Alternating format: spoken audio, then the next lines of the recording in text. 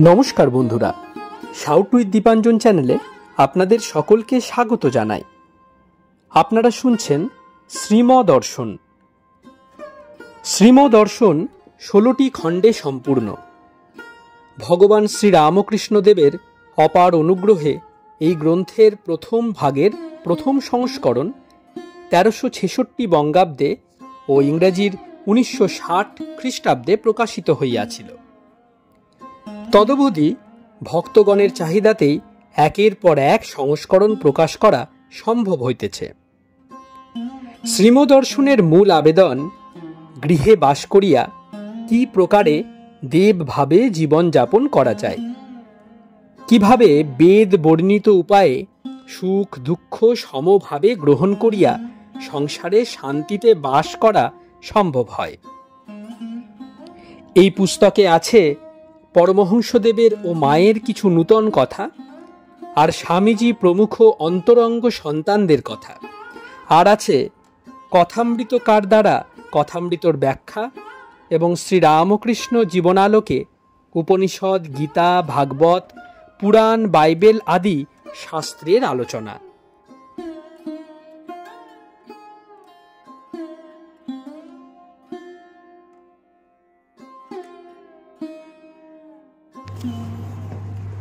আপনারা শুনছেন স্বামী নিত্যাত্মানন্দ বিরচিত শ্রীমদর্শন। আজ 125তম পর্ব। আসুন আজকের পর্বটি আমরা শুরু করি।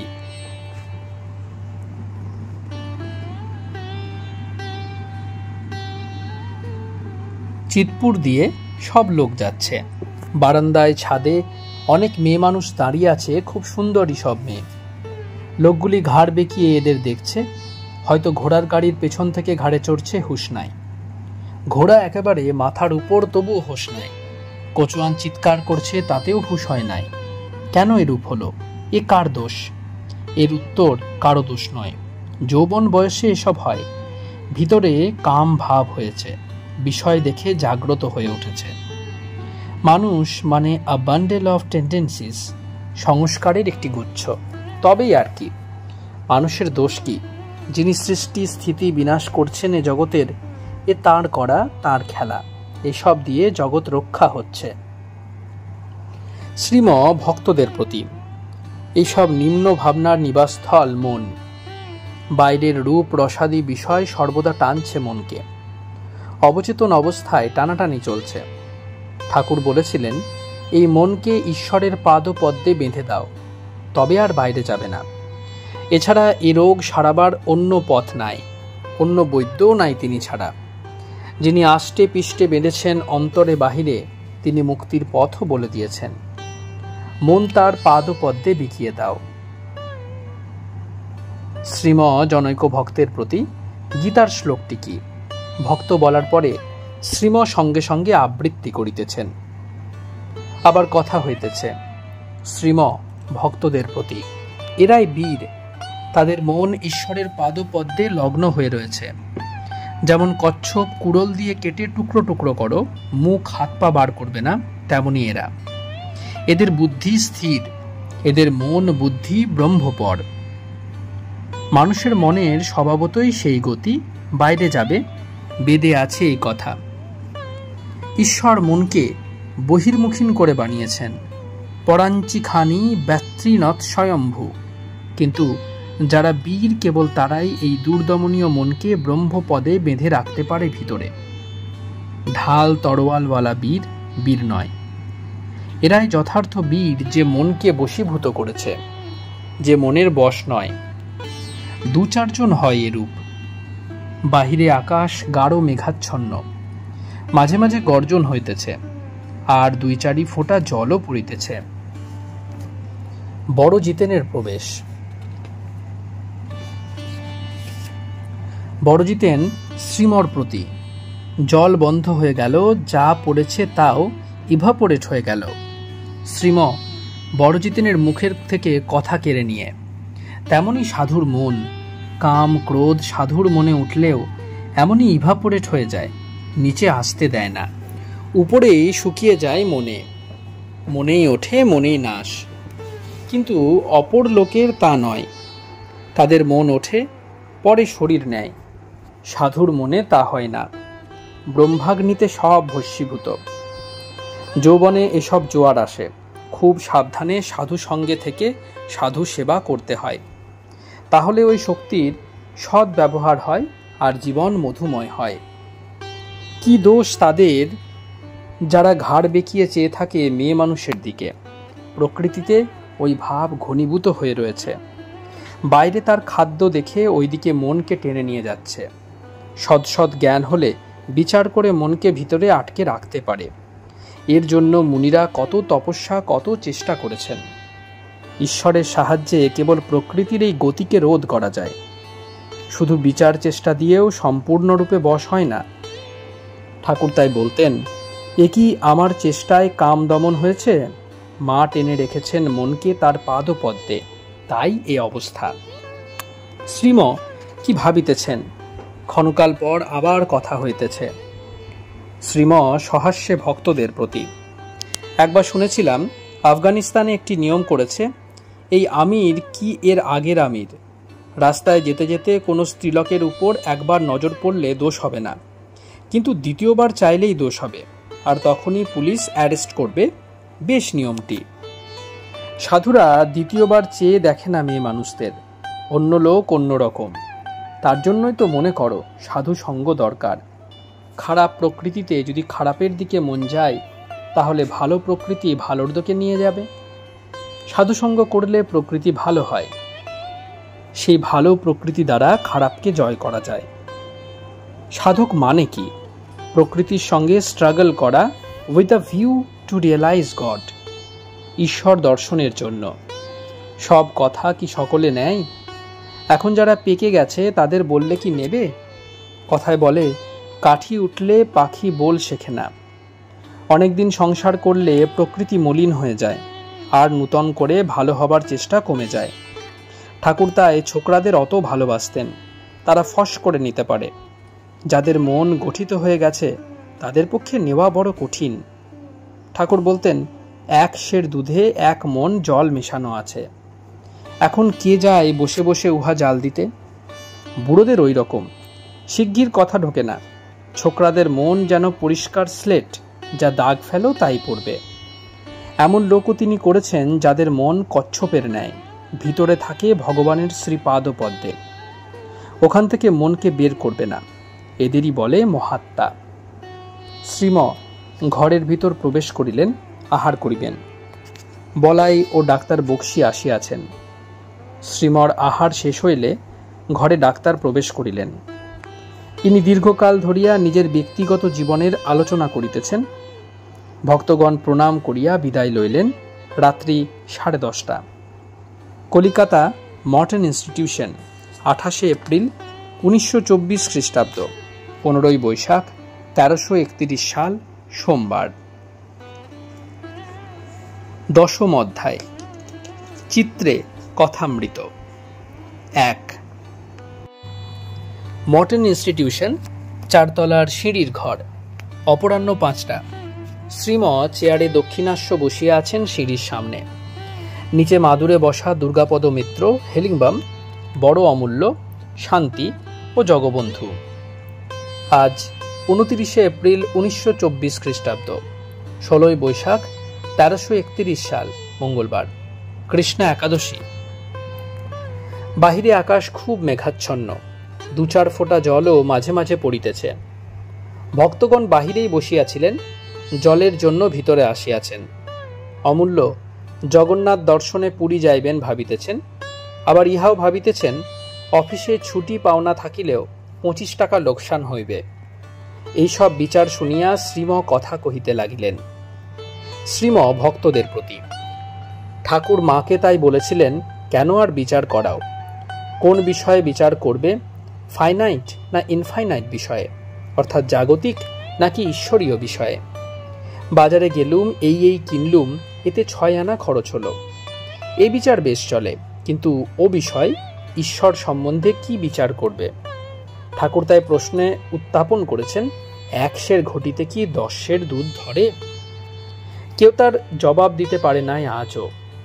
বাক্য মনের অতীত যিনি, যার সম্বন্ধে তোমার কোনো জ্ঞান নাই, দেখো নাই, তার সম্বন্ধে তুমি কি করে বলবে? বললেও অপরে নেবে কেন? এটা হলো অনধিকার চর্চা। চিনির পাহাড়ে একবার একটা পিঁপড়ে গেছিল, একটা বড় চিনির দানা মুখে করে নিয়ে গেল। যেতে যেতে ভাবছে আরেকবার এসে সবটা পাহাড় মুখে করে নিয়ে যাব। এইসব ভাবনা যেমন ঈশ্বরীয় বিষয়ে ভাবনাও তেমনি অনধিকার চর্চা। এ বিষয়ে কেবল অভিজ্ঞ লোকের মত কার্যকরী। প্লেটোর কথোপকথনেতে আছে বেশ। সক্রেটিস বলছেন, যারা তর্ক করতে আসতো তাদের, মনে করো তোমাদের অসুখ হয়েছে, এখন কার উপদেশ নেবে? ডাক্তারের না অনভিজ্ঞ লোকের, লেম্যানের? আবার বলছেন, যখন কোনো বিষয় সম্পত্তি রক্ষার পরামর্শ নিতে হবে তখন লয়ারের কাছে যাবে, তো তার কথা শুনবে। তেমনি ইনফাইনাইট অর্থাৎ ঈশ্বর সম্বন্ধে উপদেশ নিতে হলে অবতারের কথা শুনতে হয়। যে দেখেছে ঈশ্বরকে তার কথাই নিতে হয়। এই বিচারধারাকে ম্যাক্স মুলার ডায়ালেকটিক প্রসেস বলেছেন, কথোপকথন বিধি। কোয়েশ্চেন্স অ্যান্ড আনসার্স, প্রশ্নোত্তর দিয়ে কোণঠাসা করা। যে এক্সপার্ট অর্থাৎ বিশেষজ্ঞ তার উপদেশ নিতে হয়। অবতার আসেনি এই জন্য। শ্রীম অমূল্যর প্রতি, অত হিসাব করলে ভগবান দর্শন হয় না। ঈশ্বর দর্শনের জন্য সর্বস্ব ছাড়তে বলেছেন। 25 টাকাটার দাম কত? ঠাকুর বলেছিলেন, পুরীর জগন্নাথ আমি, বিশ্বাস করলে হয়ে গেল। শ্রীম কিছুকাল মৌন হইয়া রহিলেন। কিছুক্ষণ পর দুর্গাপদ কথা কহিতেছেন। দুর্গাপদ শ্রীমর প্রতি, মায়ের কথাও প্রচার হচ্ছে। রামানন্দ বাবু লিখেছেন। শ্রীম, হ্যাঁ, প্রবাসীতে উনি মায়ের জীবনী বের করেছেন। এতে লোকের খুব উপকার হবে। আর কোথায় পাবে অমন আইডিয়াল আদর্শ? যত স্প্রেড হয় অর্থাৎ প্রচারিত হয় ততই ভালো। অমন সংযম আর সেবা কার আছে? আপামর সকলের উপর অমন মাতৃভাব আর কে দেখাতে পারে? সাক্ষাৎ জগন্মাতা। দেশ ক্রমে নেবে। ভারতীয় নারীর আদর্শ মা। জগবন্ধু আনন্দবাজারও তুলেছে সে জীবনী। শ্রীম অতিশয় আহ্লাদে তুলেছে। বেশ বেশ, কত উপকার হবে লোকের। এই জটিল সময়ে অবিশ্বাসের অন্ধকারে আলোর কাজ করবে।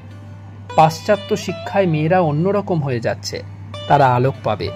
আহা, কত বড় আইডিয়াল! চৈতন্য হয়ে যাবে লোকের, স্ত্রী পুরুষ উভয়ের। শ্রীম কি ভাবিতেছেন?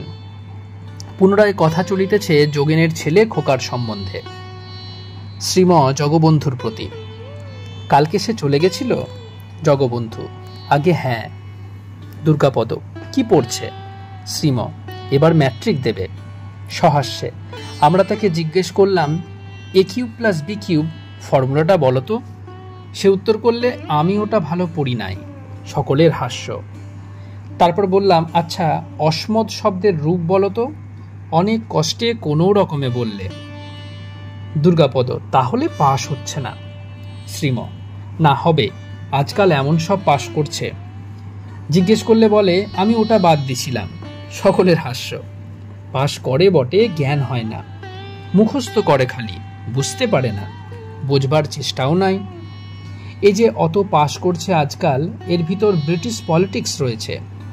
ইউনিভার্সিটির ওরা বুঝতে পারছে না, আমরা ধরে ফেলেছি। এর ইফেক্ট অর্থাৎ পরিণাম হলো বেশি গ্র্যাজুয়েট বের করা। বেশি পাশ করালে বেশি গ্র্যাজুয়েট হবে। তা থেকে মুসলমান গ্র্যাজুয়েটদের বড় বড় কাজ দিয়ে হাতে রাখবে গভর্নমেন্ট। আপত্তি করলে বলবে, কেন, এরাও গ্র্যাজুয়েট। ডিভাইড অ্যান্ড রুল নীতির কাজে এটি। এখন গভর্নমেন্টের এই ফেভারেবল পলিসি হাতে আছে। ইউনিভার্সিটি এটা অনুধাবন করতে পারে নাই।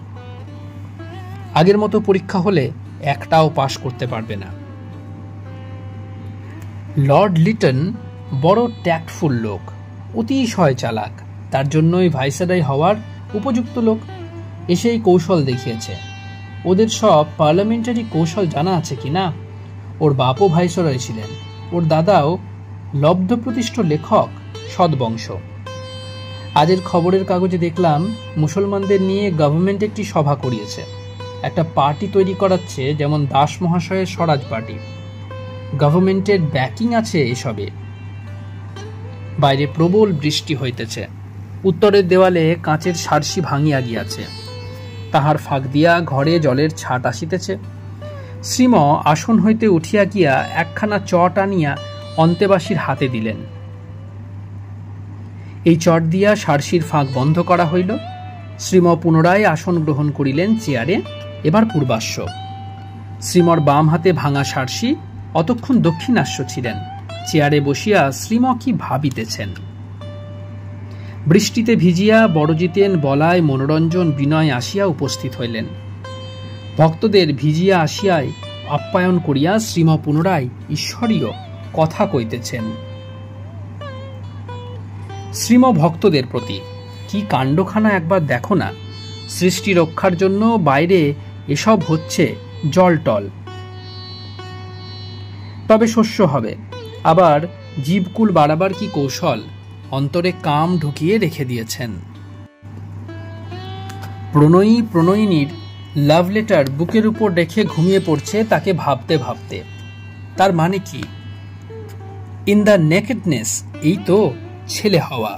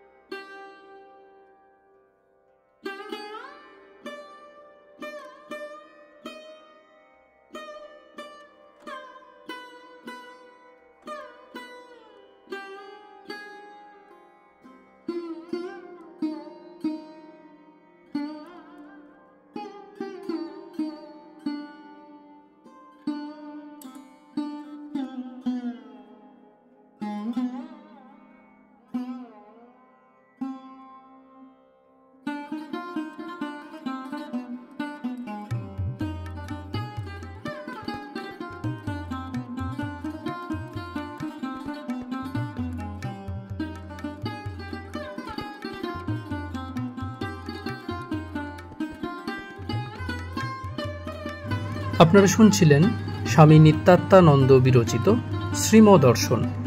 আজ ১২৫তম পর্বটি আপনাদের কাছে পরিবেশন করলাম। আমাদের ভিডিওগুলি কেমন লাগছে আমাদের জানান। কোনো সাজেশন থাকলে অবশ্যই জানাতে পারেন। আমাদের ভিডিওগুলি লাইক করুন, আপনাদের বন্ধু বান্ধব ও পরিবার পরিজনদের মধ্যে শেয়ার করে দিন। সাউথ উইথ দীপাঞ্জন চ্যানেলটি সাবস্ক্রাইব করুন এবং প্রতিনিয়ত বিভিন্ন আপডেট পাওয়ার জন্য বেল আইকনটি অবশ্যই প্রেস করবেন। অনেক অনেক ধন্যবাদ। নমস্কার, ভালো থাকবেন। জয় ঠাকুর, জয় মা, জয় স্বামীজি।